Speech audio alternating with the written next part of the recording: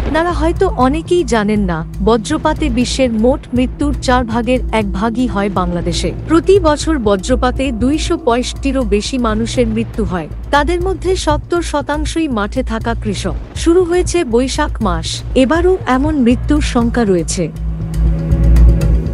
বজ্রপাতে মৃত্যু ঠেকাতে প্রায় 1000 কোটি টাকার প্রকল্প নেওয়া হয় গত 1 দশকে, কিন্তু ত্রাণ ও কৃষি মন্ত্রণালয়ের নেওয়া প্রকল্পগুলো ব্যর্থ হয়েছে।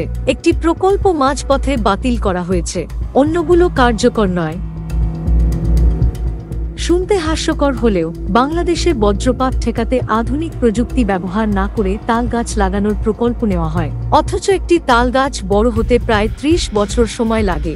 2017 সালে 10 লাখ তালগাছের চারা ও 35 লাখ আঁটি রোপণের উদ্যোগ নেওয়া হয়, কিন্তু পরিচর্যা না থাকায় বেশিরভাগ চারা মরে গেছে, আর বেশিরভাগ আঁটি থেকে গাছের জন্মই হয়নি। 2022 সালে প্রকল্পটি বাতিল করা হয়। এর পেছনে প্রায় 100 কোটি টাকার পুরোটাই গচ্চা গেছে।